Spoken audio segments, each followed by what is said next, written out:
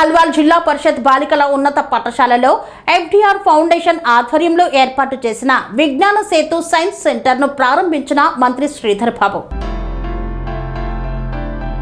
Old Alwal జిల్లా పరిషత్ బాలికల ఉన్నత పాఠశాలలో FDR ఫౌండేషన్ ఆధ్వర్యంలో ఏర్పాటు చేసిన విజ్ఞాన సేతు సైన్స్ సెంటర్ను IT శాఖ మంత్రి శ్రీధర్ బాబు ముఖ్య అతిథిగా హాజరై రిబ్బన్ కట్ చేసి ప్రారంభించారు. ఈ సందర్భంగా విద్యార్థుల్లో పరిశోధనాత్మక ప్రయోగాత్మక విజ్ఞానాన్ని పెంపొందించే లక్ష్యంతో కేంద్రాన్ని ఏర్పాటు చేశామని తెలిపారు. ఈ కార్యక్రమంలో FDR ఫౌండేషన్ ప్రధాన కార్యదర్శి doctor Jayaprakash Narayan, Rajya Sabha member Vijayendra Prasad, Malkajgiri MP Etela Rajender, Medchal జిల్లా additional collector Fayaz Ahmed, RDO Shyam Prakash తదితరులు పాల్గొన్నారు.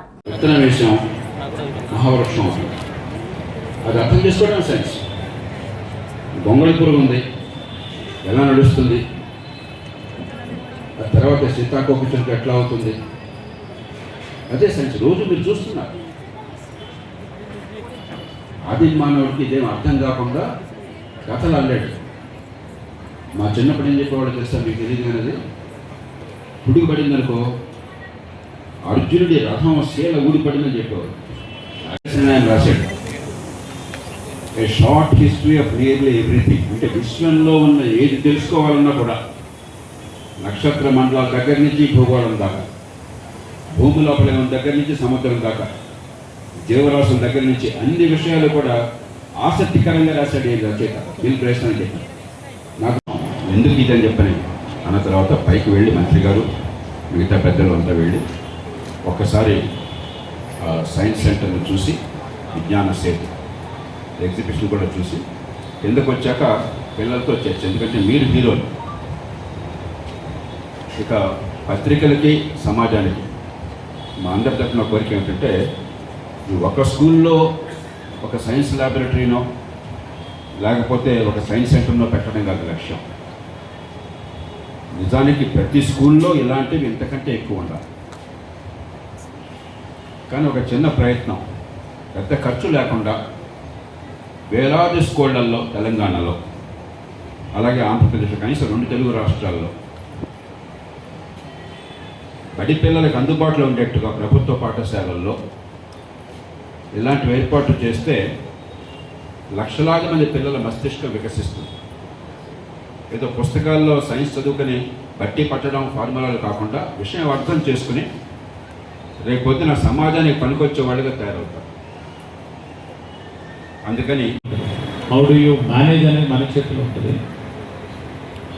How much time you can spend, ఏది ఇంపార్టెంట్ ఏది అన్ఇంపార్టెంట్ అని కేటగరైజ్ చేసుకొని దాన్ని మనం విభజించి ముందుకు తీసుకెళ్లే కార్యక్రమం చేస్తాం.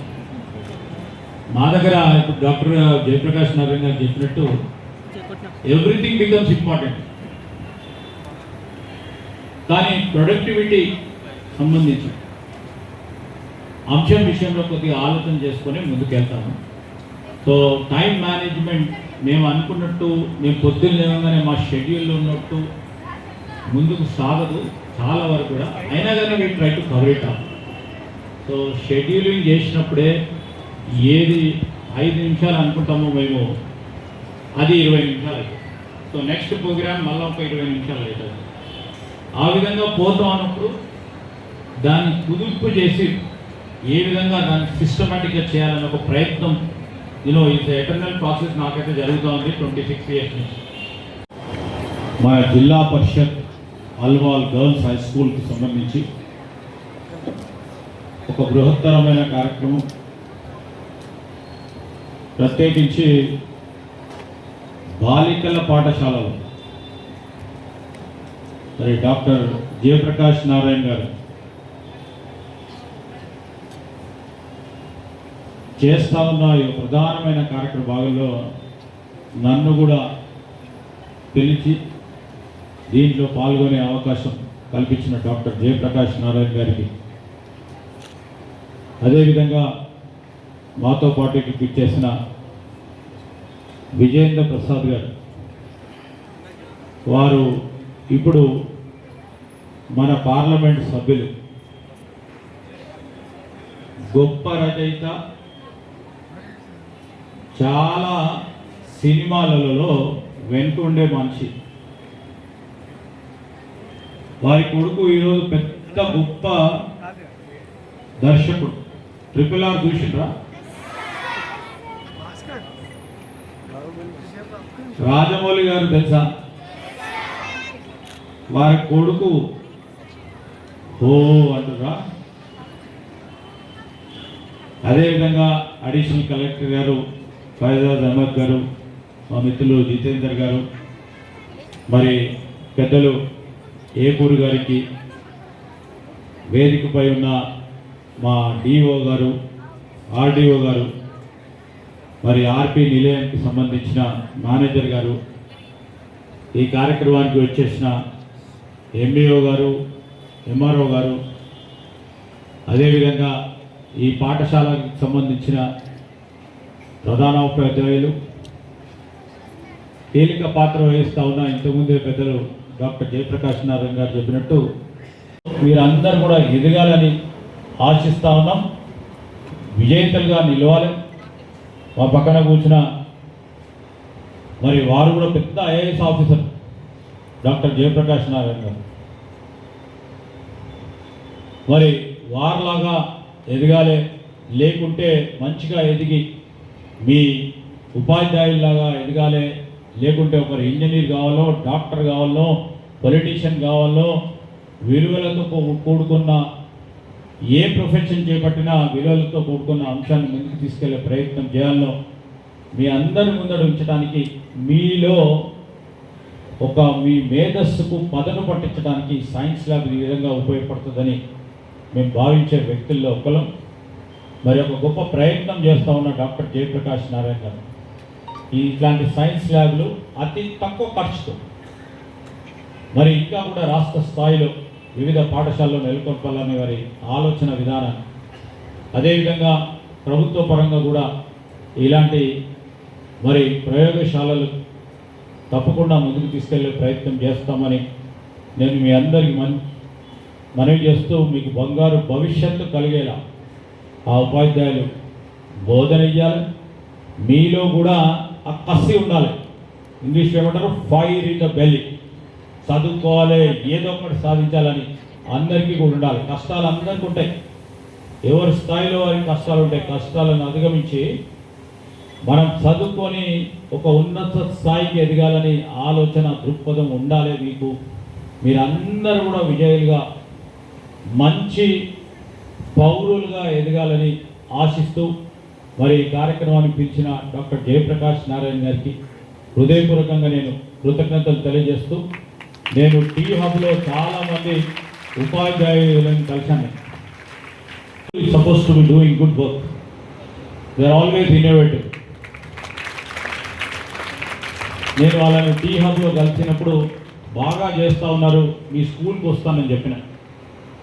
సో అనుకోకుండా ఆ డాక్టర్ గారు పిలిచాం, మళ్ళొకసారి మిమ్మల్ని కలిసాం. నేను ఈరోజు కూడా చెప్తా ఉన్నాను, మా డిపార్ట్మెంట్ పరంగా ఉన్న ఈరోజు టీ హబ్ కానీ టీ వర్క్స్ అని ఉంటుంది. నేను టీ వర్క్స్ తీసుకెళ్ళండి మా వాళ్ళందరినీ. I will provide a such time for these people only. ఈ గర్ల్స్కి అందరు కూడా చూపడితే అక్కడ వాళ్ళకి కూడా ఆలోచనలు ఇంకా కొత్తగా వచ్చే అవకాశం ఉంటుంది. మీరు ప్రభుత్వ పరంగా ఉన్న ఇన్స్టిట్యూషన్స్ ఉపయోగించుకునే ప్రయత్నం చేయొచ్చు. ఆ చిన్నారులందరికీ కూడా భగవంతుని దీవెనలు ఇవ్వాలని కోరుతూ మరొకసారి అందరికీ కూడా శుభాకాంక్షలు తెలియజేస్తూ సెలవు. 20 లక్షలు ఖర్చు పెడుతున్నారు, కొంతమంది కోట్లు ఖర్చు పెడుతున్నారు. స్కూల్లో 300 మంది పిల్లల బాగుపడడం కోసం ఒక 5-6 లక్షలు 10 మంది కలిసి ఖర్చు పెట్టినాయి. దానికి ముందుకు వస్తే అన్ని రకాలుగా సాంకేతిక సహాయం అవటం ఏ రకంగా మనకు సిద్ధంగా సమాజం పూనుకో, దానికి ఒక మార్గాన్ని చూపెడతాం. ఇది ఎవరో ఇచ్చేది కాదు, మన ఊళ్ళో మనం చూసుకోవాలి, మన మండలంలో మన పట్టణంలో మనం చూసుకోవాలి. ఖర్చు మనకు చాలా అవుతుంది. ఉదాహరణకి 300 మంది 350 మంది 430 మంది పిల్లల పేరుతో ఈ ఏడాది ప్రభుత్వం ప్రత్యక్షంగా పరోక్షంగా పెట్టే మొత్తం ఖర్చు దాదాపు 5.5 కోట్ల రూపాయలు ఒక్క స్కూల్. మరి పిల్లలకు ఫలితం రావాలి కదా. ఇంకో 5-10 లక్షలు సమాజం ఖర్చు పెట్టలేదా, ప్రభుత్వం ఖర్చు పెట్టలేదా, ఇంత గుడ్డిగా ఖర్చు పెట్టడం కూడా పనికొచ్చే రీతిలో ఒకసారి ఆలోచించాం.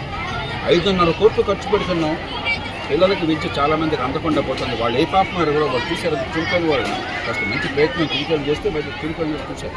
తెలివితేటలు అందరికీ ఉంది, తెలివితేటలు కొందరు సొత్తు కాదు. కానీ ప్రతి బిడ్డ మారుమూల కుగ్రామాల్లో నిరుపేద కుటుంబంలో పుట్టిన బిడ్డ కూడా నా బిడ్డతో సమానంగా ఎదగాలన్న ప్రయత్నం చేయకుండా మన సమాజాన్ని ఎట్లా కాపాడుకుంటామని.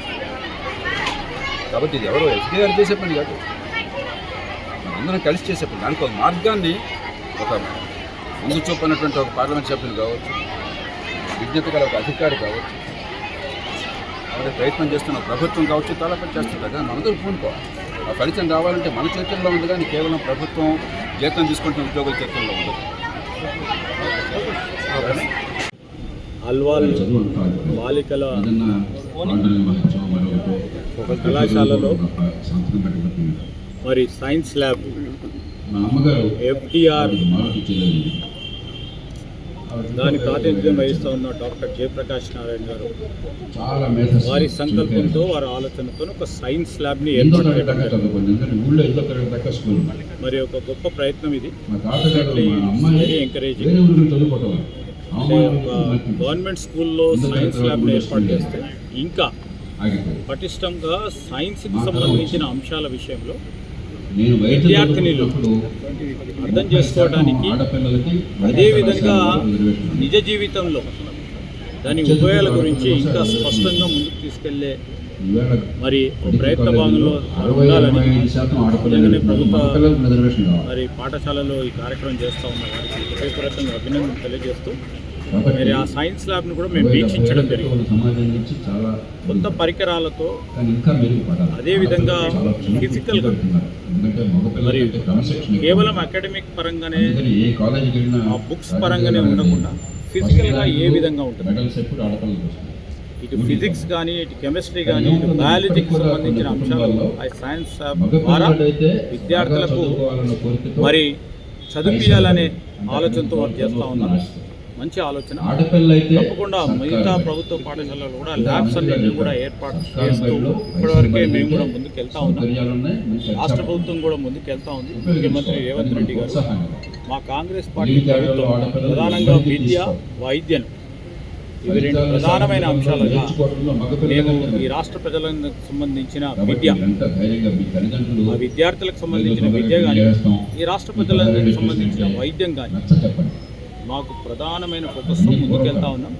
ఇలాంటి కార్యక్రమాలు, కార్యాచరణ ప్రైవేటు వ్యక్తులు కూడా వచ్చి చేయడం, సామాజిక స్పృహతో ఉన్న వ్యక్తులు వచ్చి చేయడం, ఎవరైనా వస్తే వారికి స్వాగతిస్తాం. మిగతా ప్రభుత్వ పాఠశాలలో వారికి కూడా పూర్తి స్థాయిలో ప్రోత్సాహం కూడా చేయడం జరుగుతుంది.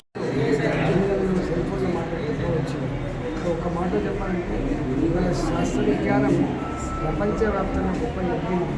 కానీ ఇంత ఎదిగినా ఒక్కటి మాత్రం ప్రకృతిని శాసించలేని స్థాయిలో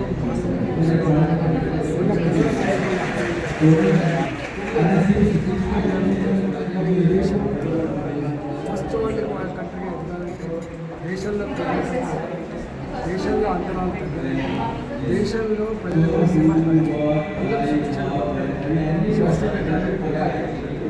శాస్త్ర విజ్ఞానాన్ని అవసరాలకు అనుగుణంగా